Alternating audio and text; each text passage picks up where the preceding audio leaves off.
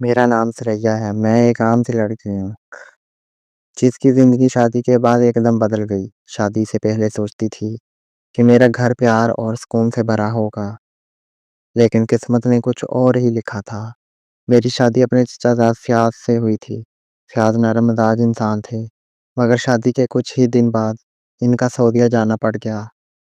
گھر میں صرف میں، میری ساس اور فیاض کا چھوٹا بھائی حارث رہ گئے۔ حارث فیاض سے تقریباً 5 سال چھوٹا تھا، مگر شکل و صورت میں بہت ہی پرکشش، گندمی رنگ، اونچا قد اور آنکھوں میں ایک عجیب سی شوخی۔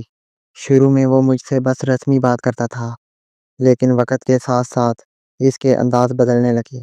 ایک دن میں نے فینسی لباس پہنا کیونکہ محلے میں کسی کے ہاں شادی کا فنکشن تھا۔ میں نے میک اپ بھی کر لیا۔ جیسے ہی میں لاؤنج میں آئی، حارث نے سر سے پاؤں تک مجھے دیکھا اور مسکرا کر بولا، بھابھی، اس میں تو آپ غضب اٹھا رہی ہیں۔ میں نے چونک کر اس کی طرف دیکھا۔ یہ پہلا موقع تھا کہ اس نے میرے حلیے پر ایسا تبصرہ کیا۔ میں کچھ بولتی، اس نے ہنستے ہوئے مزید کہا، سچ بتاؤں بھابھی، اگر مجھے پہلے پتا ہوتا کہ آپ اتنی حسین ہیں تو بھائی کی جگہ میں آپ سے نکاح پڑھ لیتا۔ میرے قدم جیسے وہیں جم گئے۔ یہ جملہ سن کر دل کی دھڑکن تیز ہو گئی۔ غصہ آنا چاہیے تھا، مگر عجیب بات یہ ہے کہ میرے ہونٹوں پر ہلکی سی مسکراہٹ آ گئی۔ نہ جانے کیوں، شاید اس لیے کہ اس نے پہلی بار یوں کھل کر میری تعریف کی تھی۔ وہ بھی شاید میرے اشارے کا منتظر تھا، کیونکہ میری مسکراہٹ دیکھتے ہی اس کی آنکھوں میں چمک آ گئی۔ تو بھابھی، کیا میں غلط کہہ رہا ہوں؟ اس نے شرارت سے پوچھا۔ حارث، یہ کیا باتیں کر رہے ہو؟ میں نے نظریں جھکا لیں، مگر اندر کہیں ایک لہر سی دوڑ گئی تھی۔ گھر میں اماں جی باورچی خانے میں تھیں۔ انہیں ہمارے اس مکالمے کی خبر نہ ہوئی، لیکن اس دن کے بعد حارث کا رویہ اور بھی بے باک ہو گیا۔ شام کو جب میں باورچی خانے میں برتن دھو رہی تھی، وہ پیچھے آ کھڑا ہوا۔ بھابھی، میں کل کے فنکشن میں آپ کے ساتھ جاؤں گا۔ کیوں؟ وہاں تو سب عورتیں ہی ہوں گی۔ تو کیا ہوا؟ میں آپ کو چھوڑنے آ جاؤں گا، واپس لینے بھی۔ اس کے لہجے میں ایک عجیب سی ضد تھی۔ میں نے صاف انکار نہ کیا، بس مسکرا کر رہ گئی۔ رات کو کمرے میں جا کر میں نے اس بات پر سوچا، یہ کیسی گفتگو تھی؟ شادی کے بعد شوہر کے چھوٹے بھائی کا یوں بات کرنا یہ غلط تھا، لیکن نہ جانے کیوں دل کے کسی کونے میں ایک انجانی سی خوشی بھی محسوس ہو رہی تھی۔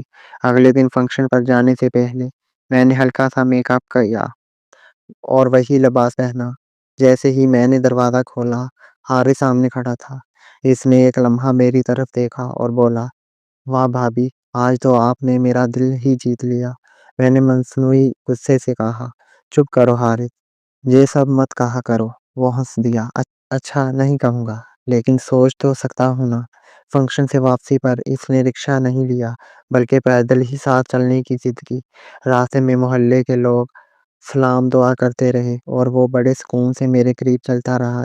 رات کو سونے سے پہلے جب میں اپنی چارپائی پر لیٹی، میرے کانوں میں اس کی آواز گونجتی رہی، اگر پتا ہوتا آپ اتنی حسین ہیں تو بھائی کی جگہ میں نکاح پڑھ لیتا۔ یہ جملہ جیسے میرے دل میں اتر گیا تھا، اور میں نے پہلی بار سوچا، کیا میں واقعی حارث کی نظروں میں خاص ہوں؟ اگلے دن صبح کا وقت تھا۔ میں صحن میں جھاڑو دے رہی تھی کہ حارث اپنے کمرے سے نکلا، بال بکھیرے، آنکھوں میں نیند کا خمار اور ہاتھ میں چائے کا کپ۔ بھابھی، آپ اتنی صبح اٹھ جاتی ہیں؟ وہ ہلکی سی مسکراہٹ کے ساتھ بولا، ہاں، صبح کا وقت تو گھر کے کاموں کا ہوتا ہے۔ میں نے نظر جھکائے جواب دیا۔ وہ کچھ دیر مجھے دیکھتا رہا، پھر بولا، آپ کام کرتے ہوئے بھی اچھی لگتی ہیں۔ میں نے جھاڑو روکی اور سیدھی اس کی طرف دیکھا۔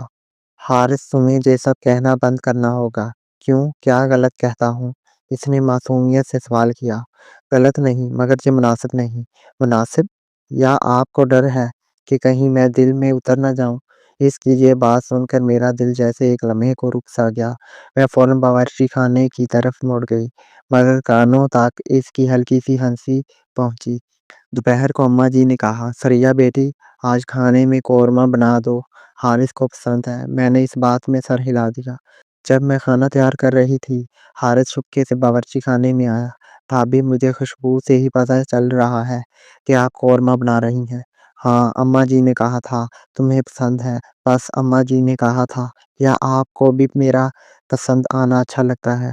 میں نے چمچ ہلانا روک کر اس کی طرف دیکھا۔ حارث، تمہیں کوئی اور بات نہیں آتی ہے؟ اگر آپ سننا چاہیں تو بتاؤں۔ میں نہیں سننا چاہتی تو پھر آنکھوں سے سن لے، اس نے دھیرے سے کہا، اور جانے سے پہلے ایک لمحے کو میری آنکھوں میں جھانک کر مسکرا دیا۔ یہ لمحہ میرے دل میں عجیب سی بے چینی چھوڑ گیا۔ شام کو جب فیاض کا فون آیا تو میں نے عام سی بات چیت کی۔ وہ ہمیشہ کی طرح اپنے کام اور گرمی کی شکایتیں کرتا رہا، لیکن نہ جانے کیوں میں آج اس کی باتوں میں وہ دلچسپی محسوس نہ کر پائی جو پہلے کرتی تھی۔ دماغ بار بار حارث کے جملے یاد دلا رہا تھا۔ رات کو اماں جی ٹی وی دیکھنے میں مصروف تھیں اور حارث صحن میں بیٹھا موبائل پر ویڈیو دیکھ رہا تھا۔ میں پانی لینے گئی تو اس نے مجھے روک لیا۔ بھابھی، ذرا ایک بات پوچھنی ہے۔ کیا اگر قسمت نے آپ کا رشتہ مجھ سے جوڑا ہوتا تو کیا آپ خوش ہوتی؟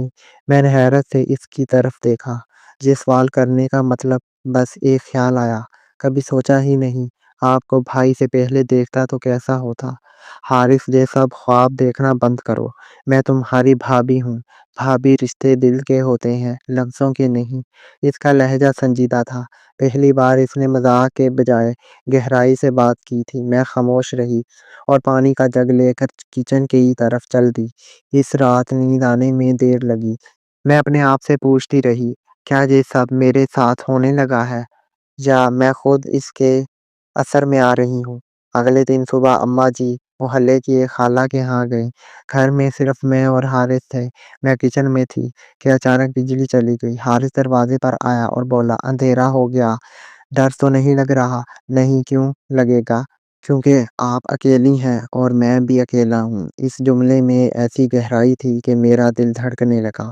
میں نے جواب دینے کے بجائے چولہے کی طرف توجہ دی، لیکن وہ کچن میں داخل ہو کر میرے قریب آ گیا۔ بھابھی، کبھی کبھی سوچتا ہوں یہ گھر، یہ لمحے کاش ہمارے ہوتے۔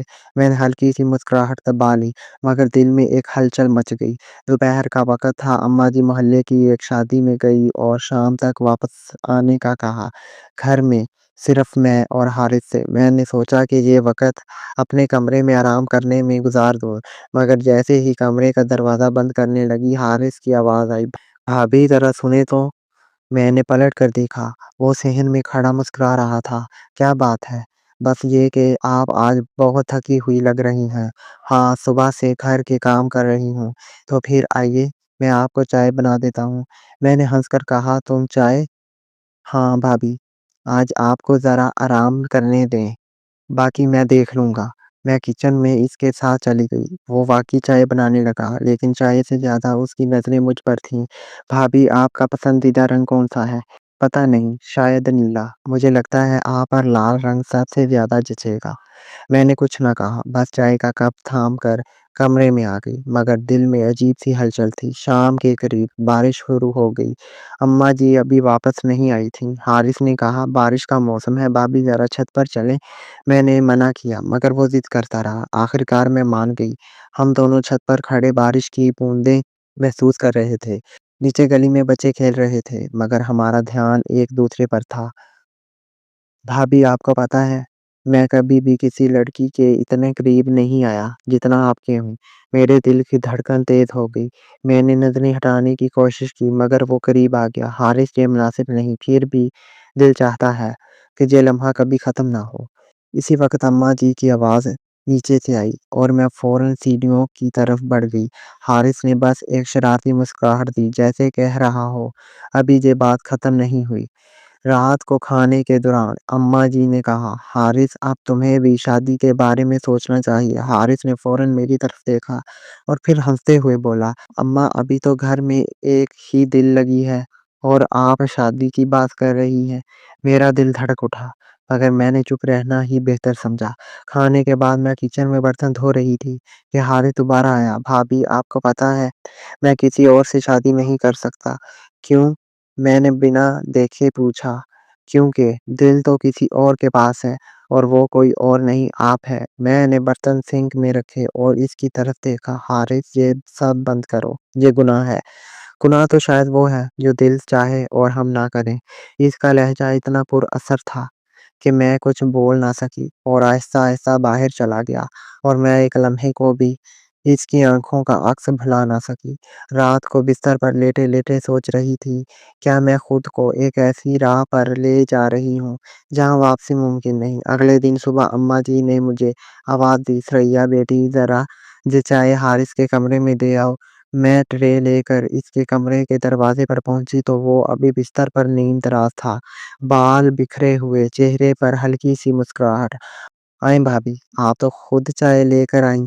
आज दिन अच्छा गुज़रेगा।" मैंने कप इसके करीब रखा और फ़ौरन वापस मुड़ने लगी, मगर इसने आवाज़ दी, "1 मिनट।" मैंने कहा, "क्या है? आपने आज नीला रंग क्यों पहना? बस ऐसे ही, या फिर इसलिए कि मैंने कल कहा था आप पर ये जचेगा?" मैंने कोई जवाब नहीं दिया और तेज़ी से कमरे से निकल गई, लेकिन अंदर ही अंदर दिल में एक अजीब-सा सुकून उतर गया था, ये जानकर कि वो मेरी छोटी-छोटी बातों को याद रखता है। दोपहर को मोहल्ले की एक औरत अम्मा जी से मिलने आई। बातों-बातों में उसने कहा, "बाजी, आपका छोटा बेटा और बहू अक्सर सहन में बातें करते नज़र आते हैं, बड़े प्यार से।" अम्मा जी ने फ़ौरन मेरी तरफ देखा। मैंने चाय की केतली सँभाली और नज़रें झुका लीं। ये लोग भी ना यूँ ही बात बना देते हैं। अम्मा जी ने बात टाल दी, मगर इनकी आँखों में एक लम्हे को शक की झलक ज़रूर आई। शाम को अम्मा जी कुछ देर के लिए बाज़ार चली गईं। मैं लॉन में कपड़े सुखा रही थी कि हारिस आ गया। "भाभी, आज आप बहुत खामोश हैं।" "हाँ, बस थोड़ी थकी हूँ।" "या फिर आपको मोहल्ले की बातें सुनकर डर लग रहा है?" मैं चौंक गई। "तुम्हें कैसे पता?" "मैंने सुन लिया था, लेकिन भाभी आप फ़िक्र ना करें, दुनिया को बातें करने दो।" मैंने आहिस्ता से कहा, "हारिस, हमें खुद को सँभालना होगा। ये सब ठीक नहीं।" वो एक कदम करीब आ गया। "दिल की बातें कभी गलत नहीं होती भाभी, गलत वो है जो हम दिल में मार दें।" इसका लहज़ा इतना मज़बूत था कि मेरा दिल काँप-सा गया। मैंने कपड़ों की टोकरी उठाई और कमरे में आ गई, मगर इसकी आँखों की वो चमक ज़हन से ना निकली। रात को खाने पर सब बैठे थे। अम्मा जी ने हारिस से कहा, "बेटा, अब शादी के लिए कोई लड़की देख लेनी चाहिए।" हारिस ने एक लम्हा मेरी तरफ देखा, फिर हँसते हुए कहा, "अम्मा, मैं जिसे चाहता हूँ, उसका रिश्ता लाना आपके बस की बात नहीं।" मैंने चम्मच प्लेट में रख दिया और अम्मा जी हैरत से बोलीं, "ऐसा कौन है?" "ये राज है अम्मा," इसने मुस्कुराते हुए कहा, और मैंने फ़ौरन पानी पिया ताकि मेरे चेहरे के तासुरात छुप जाएँ। खाने के बाद मैं किचन में बर्तन धो रही थी। वो पीछे आया, बिल्कुल करीब खड़ा हो गया। "भाभी, एक दिन मैं सबके सामने बता दूँगा कि मैं आपको चाहता हूँ।" मैंने घबरा कर कहा, "पागल हो गए हो?" "पागल तो आपने कर दिया है भाभी।" इस लम्हे मेरे दिल की धड़कन इतनी तेज़ हो गई कि मैंने फ़ौरन बर्तन धोने का बहाना करके नज़र बचा ली। लेकिन मैं जानती थी, अब ये सब राज़ ज़्यादा देर छुप नहीं सकेगा। इस दिन सुबह अम्मा जी बाज़ार गईं और कह गईं, शाम तक वापस आएँगी। घर में खामोशी थी। मैं किचन में बैठी सब्ज़ी काट रही थी कि हारिस आहिस्ता से आया और मेरे करीब कुर्सी पर बैठ गया। "भाभी, आज आपके पास काफ़ी वक़्त है और मैं चाहता हूँ कि आप मेरी एक बात सुनें।" मैंने हाथ काटने से बचाने के लिए छुरी आहिस्ता रखी। "क्या बात है?" वो सीधा मेरी आँखों में देखने लगा। "मैं आपसे मोहब्बत करता हूँ, इतनी कि किसी और का सोच भी नहीं सकता।" मैंने नज़रें झुका लीं। "ये मोहब्बत नहीं हारिस, ये गलती है। गलती वो होती है जो दिल को दुःख दे, और आपके साथ हर लम्हा मुझे जीता हुआ महसूस होता है।" मैंने गहरी साँस ली। "फ़याज़ तुम्हारा भाई है, मेरा शौहर। ये सब ख़त्म करो। फ़याज़ का शौहर होना एक कागज़ का रिश्ता है भाभी, लेकिन हमारा दिल का है।" इसके लहजे की शिद्दत से मेरा दिल धड़कने लगा। इसी वक़्त दरवाज़े पर दस्तक हुई। मैं फ़ौरन सब्ज़ी सँभाल कर उठी। सामने मोहल्ले की खाला खड़ी थीं। वो अम्मा जी को ढूँढ रही थीं। मैंने कहा कि वो बाज़ार गई हैं। खाला चली गईं, मगर मेरा दिल ज़ोर-ज़ोर से धड़क रहा था। क्या किसी ने हमें देख लिया था? शाम को अम्मा जी वापस आईं तो उनका रवैया कुछ अजीब था। खाने पर वो कम बोलीं और मुझे लग रहा था कि वो गौर से हमें देख रही हैं। रात को जब मैं बर्तन धो रही थी, हारिस आ गया। "भाभी, मैंने फ़ैसला कर लिया है। मैं सबको सच बता दूँगा।" मैंने चौंक कर कहा, "क्या पागल हो गए हो? ये सब घर तोड़ देगा। घर तो वो होता है जहाँ दिल सुकून में हो, और मेरा सुकून आप हैं।" मैंने गुस्से से कहा, "ये ज़िद ख़त्म करो, वरना..." "वरना क्या?" वो करीब आ गया, इतना कि मेरा साँस उलझने लगा। "वरना मैं तुमसे बात करना बंद कर दूँगी।" وہ ہنس دیا۔ آپ چاہ کر بھی ایسا نہیں کر سکتی۔ اس کا یقین مجھے اندر سے ہلا گیا۔ اگلے دن کچھ اور ہوا۔ فیاض کا فون آیا۔ اماں جی نے کال سپیکر پر لگا دی۔ فیاض ہنس کر کہہ رہا تھا، حارث، ثریا کا خیال رکھنا، وہ اکیلی ہے۔ حارث نے ایک لمحہ میری طرف دیکھا اور شرارت سے بولا، فیاض بھائی فکر نہ کریں، میں تو جان سے زیادہ خیال رکھ رہا ہوں۔ اماں جی نے چونک کر اس کی طرف دیکھا۔ میں نے فوراً بات بدل دی، مگر دل میں خوف بیٹھ گیا کہ شاید اب سب کچھ ختم ہونے والا ہے۔ شام کو اماں جی نے مجھے کمرے میں بلایا۔ ثریا بیٹی، لوگ باتیں کر رہے ہیں اور میں چاہتی ہوں کہ تم ہوشیار رہو۔ حارث جوان ہے، تم بھی جوان ہو، لوگوں کی زبان کو کون روکے گا؟ میں نے اس بات میں سر ہلایا، مگر دل میں ایک طوفان تھا۔ رات کو جب سب سو گئے، میں چھت پر آئی۔ ٹھنڈی ہوا چل رہی تھی اور میرا دل بوجھل تھا۔ اچانک پیچھے سے حارث کی آواز آئی، میں جانتا ہوں آپ بھی مجھ سے محبت کرتی ہیں۔ میں نے پلٹ کر دیکھا، وہ بالکل قریب تھا۔ حارث، یہ سب ختم کرو، یہ محبت ہمیں برباد کر دے گی۔ محبت برباد نہیں کرتی بھابی، لوگ کرتے ہیں۔ اس نے آہستہ سے میرا ہاتھ پکڑ لیا، مگر میں نے ہاتھ نہیں چھڑایا۔ شاید میں بھی تھک چکی تھی اس لڑائی سے، اس انکار سے۔ اسی لمحے نیچے سے اماں جی کی آواز آئی، حارث، ثریا، کہاں ہو تم لوگ؟ ہم نے ایک دوسرے کو دیکھا اور فوراً سیڑھیوں کی طرف بڑھے۔ دل میں عجیب سا احساس تھا۔ ہم دونوں جانتے تھے کہ یہ کھیل زیادہ دن نہیں چل سکتا، مگر اس لمحے ہم نے بس ایک دوسرے کی خاموشی کو سن لیا۔ دیور اور بھابی کے پیار کی کہانی یہی ختم نہیں ہوئی، مگر اس دن کے بعد میری زندگی ویسی کبھی نہ رہی۔